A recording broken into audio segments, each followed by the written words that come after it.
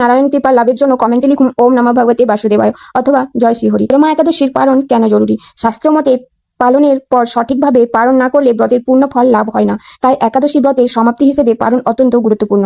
পালনের 3টি প্রধান নিয়ম রয়েছে। প্রথম, পালন অবশ্যই প্রতিদিন সূর্যোদয়ের পরে করতে হবে। দ্বিতীয়, দ্বাদশী তিথির মধ্যে পালন করা শ্রেয়, বিশেষ পরিস্থিতিতে ত্রয়োদশীতেও পালন করা যেতে পারে।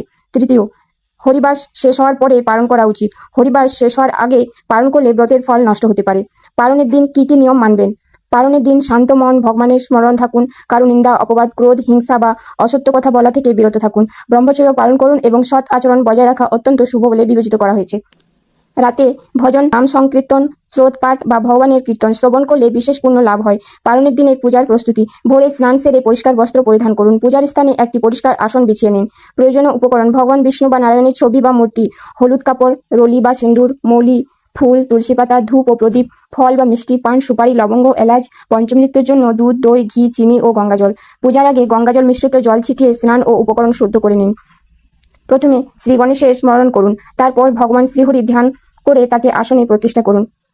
ঘিতে প্রদীপ জ্বালিয়ে ধূপ নিবেদন করুন। এরপর ভগবানকে জল পঞ্চামৃত শুদ্ধ জলে স্নান করিয়ে তিলক, যজ্ঞপীত, ফুলমালা এবং সুগন্ধ নিবেদন করুন। ভক্তি ভরে এই মন্ত্র জপ করতে পারেন, ওম নমঃ ভগবতে বাসুদেবায়। এরপর ফল, মিষ্টি বা মিছরি ভোগ হিসেবে নিবেদন করুন। ভোগে তুলসী পাতা অবশ্যই রাখবেন। পালন দিবসে একটি জলপূর্ণ ঘট সামর্থ্য অনুযায়ী দক্ষিণাসহ ব্রাহ্মণকে দান করা শুভ বলে মনে করা হয়। এছাড়া গরুকে খাদ্য দিন, পাখিদের জন্য দানা ছড়িয়ে দিন, দরিদ্র সাহায্য করুন, মন্দিরে দান করুন। এই সব কাজ বিশেষ পুণ্যদায়ক বলে বিবেচিত রয়েছে। পালন কিভাবে করবেন?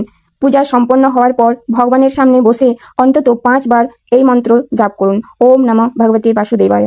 এরপর তুলসী পাতা ও জল গ্রহণ করে ভগবানের স্মরণে ব্রতের পালন করুন। যারা পঞ্চরাত্রি ব্রত পালন করছেন তারা তুলসী পাতা ও জল দিয়ে পালন করে সন্ধ্যায় পরে নির্ধারিত নিয়মে অন্ন গ্রহণ করতে পারেন।